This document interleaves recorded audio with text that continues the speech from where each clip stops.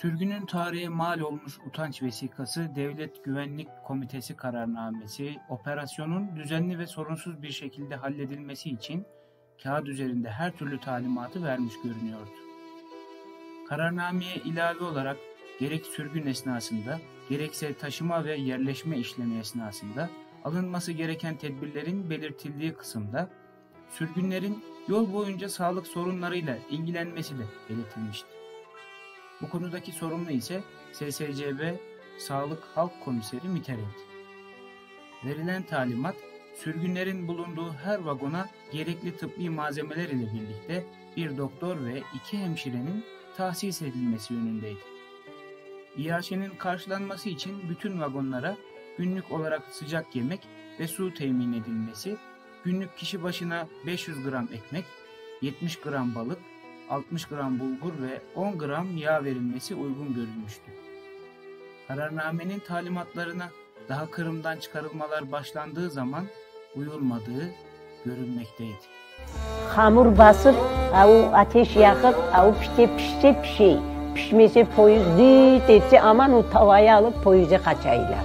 Son gene bir toktasa son pişirip ballarına verilir. Bir çul tarttılar vagonun bir köşesine. Bir teşkil işte ana bütün tuvalet o akay herkes anda. Balları ben yaşımda kalgan ballar aşağıda kalganları anaları gelip beni yırtacaklar.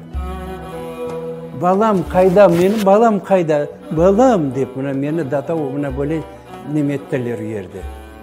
Tam işte ballar kaldılar çölde. Doktor yok idi bize.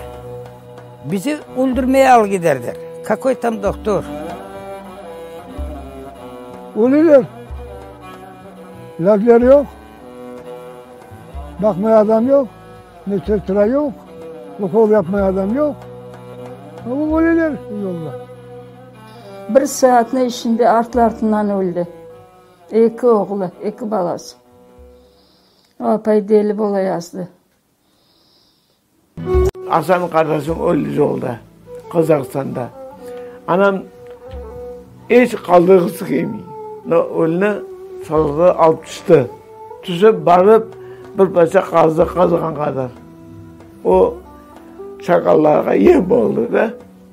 Ana, şunday. Adamız yolda kaldı. Kaldırıp Arap çıkmazın üstünde yata. Sonra Allah gelip anam alıp geldiler.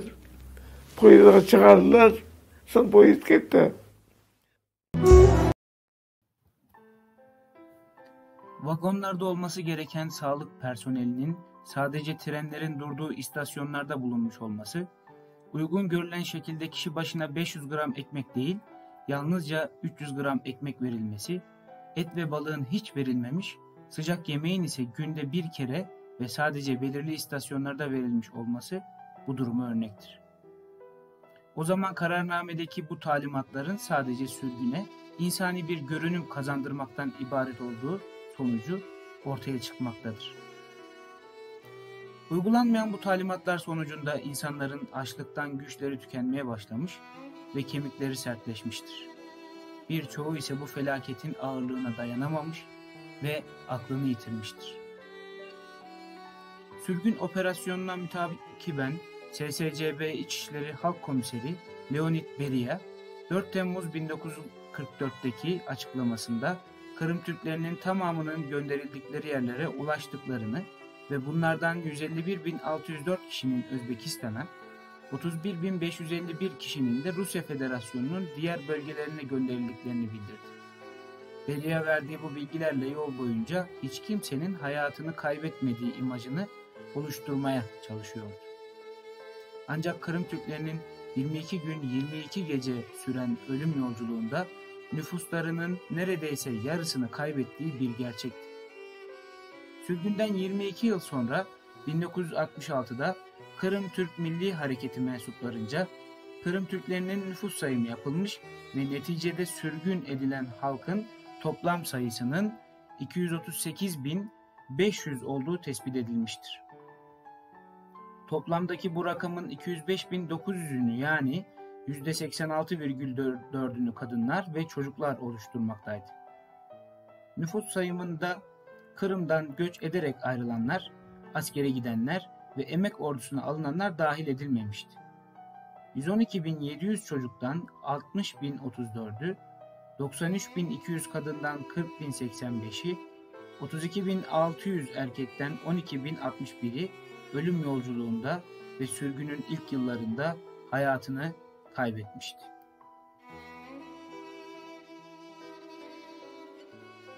Bu rakam sürgüne gönderilen halkın %46,2'sine tekabül etmekteydi. Bu nüfus cetvellerinde aynı zamanda ölenlerin ne zaman ve ne sebepten öldükleri de yazmaktaydı. En çok ölüm sebebi ise açlıktı. Daha sonra hastalık ve Özbekistan'da pamuk tarlalarında çalıştırılırken gördükleri şiddet gelmekteydi. Hastalananların ölüm sebebi ise öldürücü ilaç almalarıydı. İnsan Hakları Evrensel Beyannamesi'nde topluluklara karşı işlenen suçlar soykırım olarak adlandırılmaktadır. Kırım Türklerinin sürgün sırasında ve sonrasında ürkütücü boyutlarda verdiği kayıplar, onlara karşı işlenen bir katliam girişiminin en açık ispatıdır. Ancak bütün bu girişimler Kırım Türklerinin içindeki vatan sevgisi ve iman ateşini söndürmemiş ve bu millet Numan Çelebi Cihan'ın milletinin yarasını sarmak için ant ettiği yemini tutmaya, İsmail Gaspıran'ın çizdiği yolda Mustafa Abdülcemil Kırımoğlu'nun liderliğinde milli hareketi başlatmış ve 1500 yıllık ata toprağı Kırım'a geri dönmeyi başarmıştır. Çariçe II. Katerina'nın düşlediği ve Stalin'in de gerçekleştirdiğini sandığı Türksüz Kırım safsatasını tarihe gömmüş ve düşleri kabusa çevirmiştir.